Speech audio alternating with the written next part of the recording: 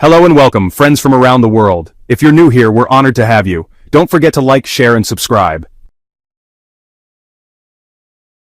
Let's dive into the breaking news. Reports are coming in that Israeli forces have destroyed another nuclear research site in Isfahan, Iran. In addition to this, several F-14 Tomcat jets stationed at Isfahan International Airport were reportedly taken out. There were also major airstrikes in the city of Avaj that appear to have destroyed a large military base. At the same time, Iran's capital, Tehran, is still under heavy aerial bombardment.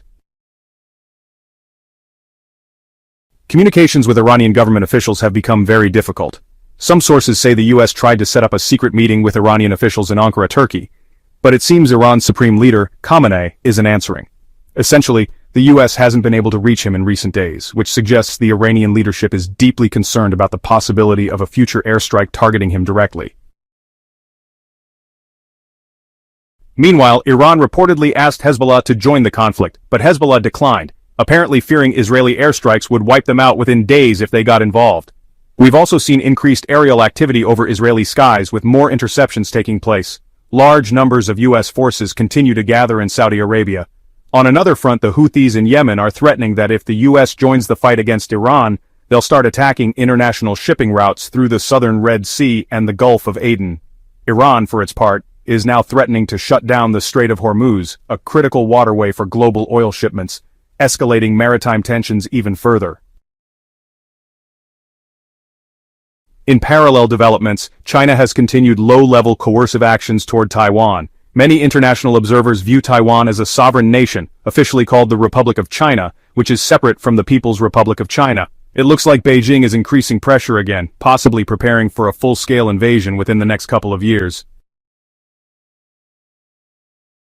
Back to the United States, around 6 to 8 B-2 stealth bombers reportedly took off from Whiteman Air Force Base in Missouri. They're currently near Hawaii. Some reports suggest they're heading toward Guam, while others say they're en route to Diego Garcia. The exact destination is unclear at this time. Now let's get into the heart of today's main story. Israeli airstrikes successfully hit and destroyed a nuclear facility in Isfahan. We now have footage showing smoke rising from the complex after it was bombed. These bombs destroyed many important pieces of equipment used in Iran's nuclear research and development efforts. Later, the Israeli Air Force released drone footage confirming that much of the facility was reduced to rubble. Intelligence suggests this was a key site involved in the potential future production of nuclear weapons for the Iranian regime. Drone footage shows the aftermath of the Israeli strike, devastating damage across the Isfahan nuclear complex. It's now confirmed to be the main nuclear technology center in the region. The destruction will likely delay Iran's nuclear weapons program significantly. Additionally, Israeli strikes targeted Iran's air force. We can confirm that at least 3 F-14 Tomcat jets were destroyed throughout the day. The video shows one jet after another getting hit directly and eliminated. This is significant because we haven't seen any notable activity from Iran's air force in the past 9 to 10 days of active conflict. The only exception was on day 1, when some MiG-29s took off from Mehrabad Airport in Tehran. Since then, no operational jets have been seen. Many of Iran's F-4 Phantom and F-14 jets have already been destroyed. This means their air defense capabilities are now severely weakened. Israeli forces also launched strikes on a base called Al-Haddad in the city of Avaj, an area known for its large oil and metal production facilities. The base plays a key defensive role for Iran's military. Airstrikes caused heavy damage to almost every structure in the area. Footage shows the base blanketed in smoke and reduced to ruins. At one point, yellow smoke started rising from the explosions, spreading across much of Avaj like a thick haze. It almost looked like a movie filter, resembling those yellow tones used in films set in Mexico. The visuals were striking and grim, showing just how intense the strikes were. More strikes were reported in Isfahan and Avaj, and even Tehran's cyber police headquarters was hit and left in flames. Other targets in Tehran, possibly missile or fuel production facilities, also appear to have been bombed. Despite seeing their air force and nuclear research collapse before their eyes, the Iranian president publicly stated that nuclear development will continue under any circumstances. According to AFP, this was a direct statement from the Iranian leadership. So it's now clear that Iran is not willing to negotiate or accept ultimatums from the United States or Israel concerning its nuclear weapons program, missile projects, or any other military activities. It's clear that both the United States and Israel have demanded an immediate ceasefire. Outside of that, the United States has been actively looking for a way to de-escalate the conflict before being forced into direct military involvement. We heard that last week during the ongoing war between Israel and Iran, the United States secretly tried to arrange talks between Iran and the United States in Istanbul through coordination between Erdogan and the American president. But those efforts fell apart as every attempt by the United States to contact the Iranians reportedly went straight to Khamenei's voicemail. He's apparently extremely afraid of being assassinated by the Israelis. In fact, Khamenei has gone completely radio silent, not just since yesterday, but for several days now. As we're getting more intel, it's becoming increasingly urgent. The supreme leader of Iran is almost entirely absent from action while his country faces massive Israeli airstrikes. He seems too scared of being killed to lead. It's kind of ironic, honestly. This is the same man who always preached about martyrdom and sacrifice. Yet when it's his turn, he's hiding. We've also heard that Khamenei has quietly started assigning successors to both military and religious positions, just in case he or other top officials are killed. According to Iranian sources, he's even suspended all electronic communication to avoid being tracked.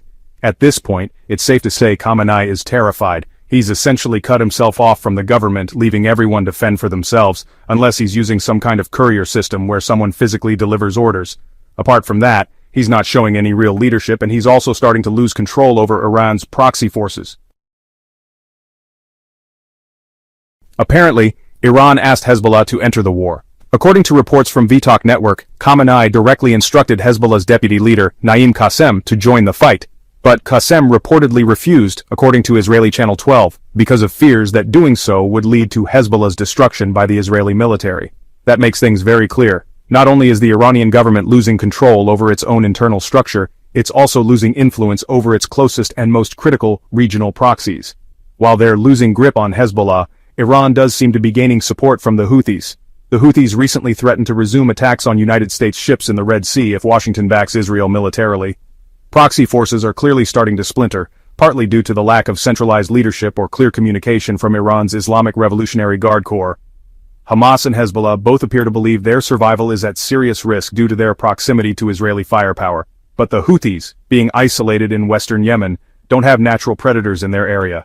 That gives them more freedom to make bold, aggressive threats, since they likely don't see any realistic chance of being targeted or wiped out by United States or Israeli forces on the ground. Meanwhile, Iran continues to launch ballistic missiles at Israel overnight. We're seeing more intercepts over Tel Aviv, some of which can be seen in this footage, with interceptions visible even through cloud cover. On the American side, there's been a rapid military buildup in the Middle East. Satellite imagery shows a large presence of United States aircraft at Prince Sultan Air Base in Saudi Arabia. 54 F-16s, 22 KC-135 tankers, and 11 C-130s are clearly visible. And that's just what's parked outside. There are likely more aircraft inside the hangars and shelters around the airstrip. The image is very clear. The United States is positioning offensive and defensive air power for a potential large-scale air operation. According to United States Central Command officials in Tampa, Florida, all preparations have been completed for military action against Iran. They're now simply awaiting orders from the president to begin. Meanwhile, several B-2 stealth bombers have taken off from Whiteman Air Force Base in Missouri. According to available intel, at least one of those B-2s was heavily loaded with munitions. It refueled in mid-air shortly after takeoff, strongly suggesting it's on an active combat mission. We've also tracked United States strategic tankers that left Hawaii and have now turned off their transponders, just as they entered a notice-to-air missions corridor created last night to refuel the B-2s mid-flight. We've heard from a United States official that these B-2s are likely heading toward Guam, although there's been a lot of confusion about this. Some say there are 6 bombers in the air, others say 8. Some believe they're going to Guam, while others claim the target is Diego Garcia, a United States base in the British Indian Ocean territory. We still don't know exactly how many bombers are involved or where they're headed. But one thing is clear, they're heavily armed based on their takeoff procedures last night from Missouri. The aircraft were fueled in mid-air by a fleet of KC-135 tankers. Once full, they flew over the United States, crossed California, and reached Hawaii by midday. By around 10 o'clock in the morning local time, they had passed Hawaii, and are now likely en route to either Guam or Diego Garcia. In short, these bombers are carrying a serious payload, and they may soon be involved in a major military strike against Iran. From everything we're seeing, this could all go down as soon as this weekend. That wraps up this segment. Thanks for watching, and don't forget to follow S News. Be sure to like, comment, and subscribe for